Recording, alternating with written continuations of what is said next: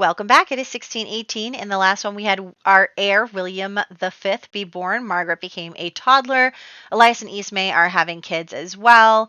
Unfortunately, Brangwine's fiance passed away, but she did release some documents that are putting William and Elias's titles in jeopardy. So, this year, we have some scary birthdays just because our heir has his birthday. So let's roll for our heir and also his cousin. They can't roll a 7, 14, or 19. Oh my gosh. He survived. She survived. I don't know why I rolled again because I don't have a person. Okay, we have 3 teenagers. No 7 or 13 for these 3 teenagers. 1, 2, and 3. They all survive. Will they get married? Number 1. Will get married. How many children? 7 children for Christina Dubois. Everyone's rolling a 7 for kids, aren't they? Okay. Number 2. Also 7 for Peter Hobard II. Oh, why are you bold? Peter Hobard II, also with a 7. And number 3. 9. 9 for Demita Waldrick. Demita Waldrick gets a 9. Very exciting. Okay, and then we have Aldith, who was sent away a while ago, and it has to get a 3 or an 18 to die. She did not. Wymond Hobart has to get at least a 7. He did. And Mencia Venian has to get at least an 8. She did not. The only person to die this year. Okay, so we're doing good, and we have so many people who are going to have lots of babies who I'm probably going to take with us to America, so that's going to be great. And now that the dogs are wrestling under my desk, I guess let's hop into the game. All right, so here we are, and we are waiting to find out what is going on, what will be the verdict of the Crown's investigation into Elias and William's title holding, whether or not they are supposed to have them or not. And so Elias has come over. They have found out the truth. They are both going to lose their titles. Now, it might seem kind of crazy, right? Especially since, William's father very publicly accepted that he was his son, even if Luke did not accept the same for Elias. But the truth is that it's not always the truth that prevails, right? This family has had so many scandals, so many problems. Marie caused so many problems. There's been so much drama.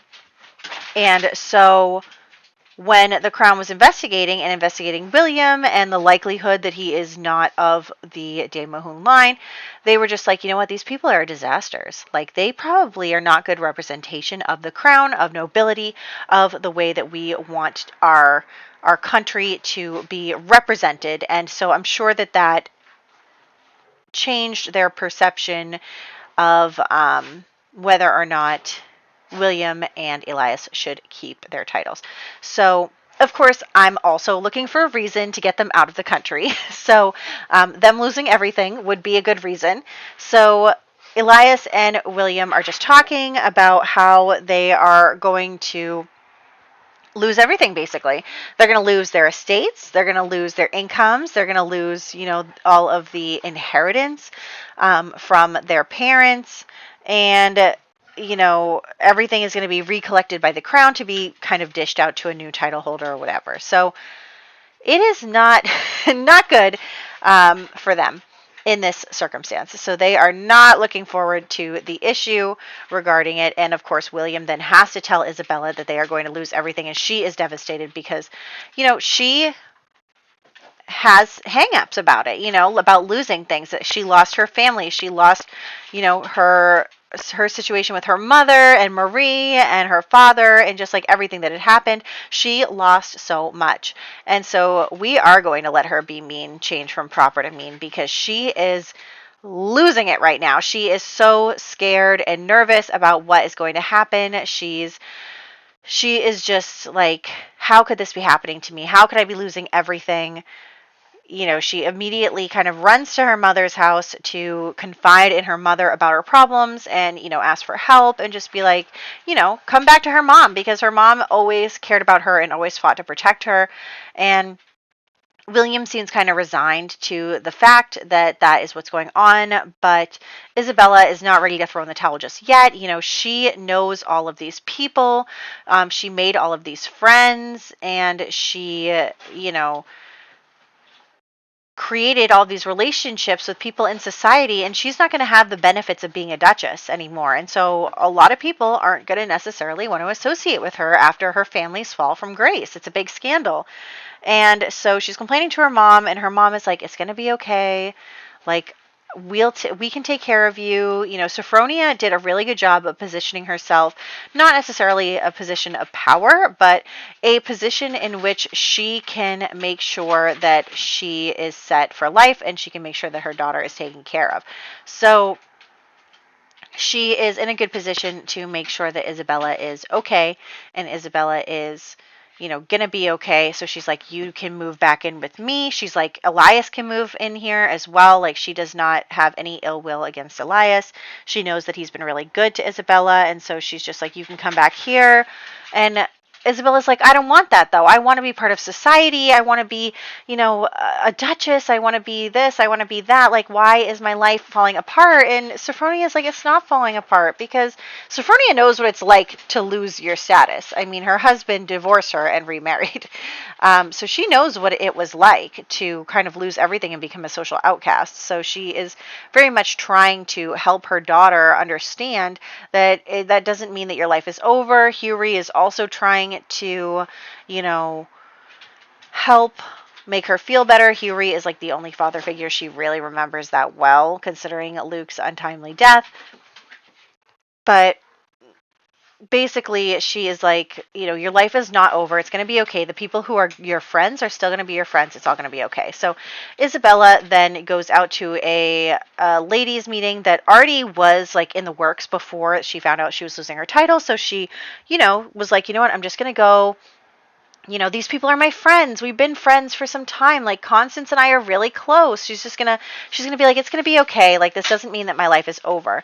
And of course, it kind of does mean your life is over, because a lot of people are not going to want to associate with her anymore. And so that is what she's finding out really quickly, is that people are not as friendly as they used to be. And people are, not as forgiving of some of her missteps as they used to be, because of her lack of status now. And of course, Brangwine is going around pretending that she's so heartbroken about everything. Like, oh my gosh, I can't believe this is happening. But Brangwine is the child of a duke. I think she's not Williams. I don't know. Brangwine is somehow related to us and grew up with the boys. But Brangwine's lineage is not in question. And even Isabella's lineage is not in question. She's still the daughter of an earl, but the earl is dead, and there is now no one to replace him that would protect her, because Elias is not the earl anymore. And so she's very quickly realizing, Isabella is, that the ladies aren't necessarily still going to be so kind to her. And of course, she, falls back into old habits and kind of snaps back and is rude about it. Like, wow, you guys are so superficial, like blah, blah, blah. And they're just kind of like, oh, please, Isabella, if you were in the same situation, you would act the same way. Don't even pretend that you... Oh, what was that, girls? They knocked over a Lego box.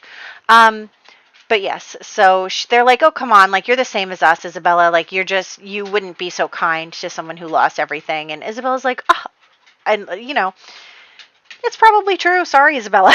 So anyway, she's just dealing with all of that, and she kind of finds Constance away from the group, and she's like, Constance, and Constance is very sweet to her and is like, look, Isabella, like, I really like you. We're really good friends, but I don't want to be ostracized from society either, so I'm just going to kind of, like, we can still be friends. I'll still write to you, but, like, can we not, do this right now in front of everybody? So that is very heartbreaking to poor Isabella as well, that her friend isn't willing to kind of take that leap with her. And of course, as soon as Elias loses his title, does he have an heir? So Elias Larkin II was just born. Unfortunately, he will not be becoming an earl. very bad for everyone involved. Everything is falling apart. They're being told, like, oh, you have X amount of time to, give back all the stuff you have and, all this stuff. And, like, obviously, they can take certain things, like certain inheritances, but they can't keep estates and stuff. Also, Hughie, you need to stop it. Anyway, so basically Isabella's now going to come crying to William, like, how could this happen to us? Like, now I'm being ostracized from society. And William's like, it's going to be okay. Like, we still have each other. We have our health. We have our children. And Isabella's like, that's not enough. Brangwine, of course, inserts herself into the conversation. And I'm going to remove her from it because she is probably just trying to soak in Isabella's despair. So they're talking, and William's like, look, I know that we've been hearing a lot about this move to America that a lot of people are doing, and I think that we should go. And Isabella's like, go and be like, live in wooden houses and be poor, like live in like little cabins? Absolutely not. And he's like, look, if we go there, then we won't have to deal with, society. We won't have to deal with stereotypes or class systems or any of that stuff. We won't have to worry about, whether or not we are, um, whether or not we have a title or not. Everyone is going to be the same there. And then also it will give our children an opportunity to grow up out from underneath the cloud of this scandal. It will allow them to have that success in their lives. And Isabella does um, see the benefit in that. But, obviously she's resistant to giving up her luxuries, though she's going to lose them anyway. She could still move them with her mom. But meanwhile, Brangwine finally has enough. She is ready to deal the final blow, and she comes in and she tells William, it was me. So she comes and she says, like, this is what you get for not siding with me. And William is confused at first because he never would have thought she would do something like that. And he's like, how could you do this to us, our family? And she's like, you're not my family anymore. Like, you chose her over me. We're not family. And, I lost the love of my life, and you don't get to keep everything after I don't have anything. I lost my sister, and she took away my brothers. And he's like, how could you do this? Like, they're just getting into an argument. Isabella is furious. If she was not pregnant, she would fight her. And they are just arguing and arguing. And she's like, I hope you guys suffer in poverty for the rest of your lives. Like, she is just not nice. She is not being nice about it. She has reached her breaking point. She is ready to just say, you know what? Screw you guys. And she knows that, like, she's also going to lose her home and stuff. She doesn't have a husband lined up. So she is actually going to, go to someone who she met a few times. This is Peter Hobart. If you remember, he got married and had one child immediately after getting married, and his wife died in childbirth, like immediately. And so that's his son there, Peter the second. But he's a widower. He's been raising his son on his own for a while. He didn't even really get to know his wife that long before she died. So, and he's like a nice person, raising his son all by himself. And so Brangwine kind of thinks that he'll be sympathetic to her. And so she comes and she spins a story to him about how she's such a victim, about how they've never been nice to her, and that, they always knew that they were betraying the crown, and she just had to say something because she was, she felt like it was the right thing to do, and how she, is now scared for her life because, she's the one who told on them. And Peter is eating it up, right? Like, he's a lonely guy. He's eating it up. He's like, wow, like, I feel so bad for you, like, that you've been in this situation. It's really not fair. And he's like, I can't believe that this has all happened. And, if you need somewhere to stay, absolutely you can stay here. Like, you do not have to worry about a thing. So he's like, don't worry, I'll protect you. It'll be okay. And so basically Brangwine kind of weasels her way in to this household. Of course, we had to find her another husband. And honestly, there's no one else for her to marry. So we had to find a widowed guy. But he's actually a really good candidate. And I was really sad when he didn't he had a lot of baby roles and he didn't get to have all the kids that he was supposed to have. So, I'm glad that he is going to get the opportunity to do that. And he's I think he is maybe 10 years older than her.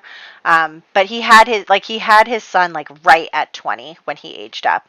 And unfortunately, his wife did pass away. But he is very excited to, have this damsel in distress routine going on at his house where he can help her out. And he totally believes her that she's a victim and that she's afraid and that, she's the daughter of a duke. He has to protect her.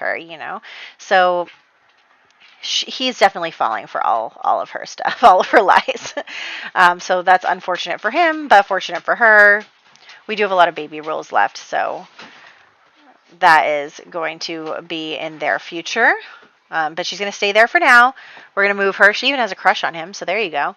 So we're going to move her into this household. I also want to get home and have our baby before we end this year as well. So let's just finish their conversation here where he is totally eating up all of the lies she is telling.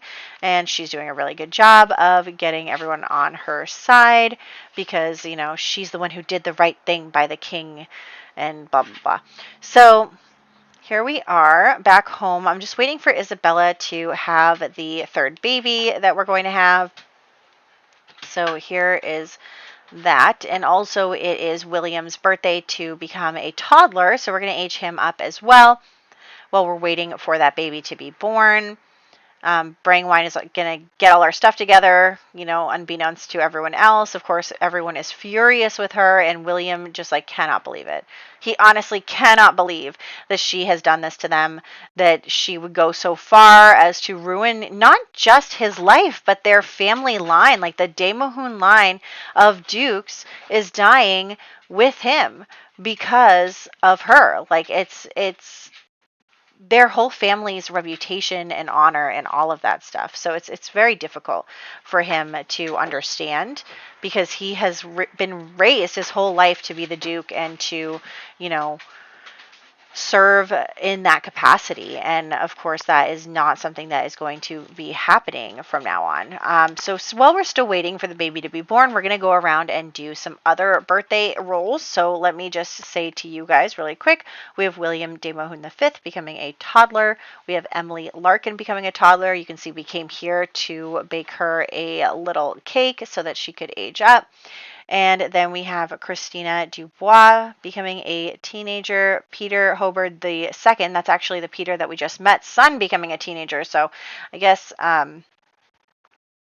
that's a little weird, but she's probably closer in age to the son than the father. But anyway, Demita Waldrick also becoming a teenager. And then Aldith de Mohun, our Aldith, becoming a young adult. I couldn't find her household, to be honest with you. I had no idea where she went.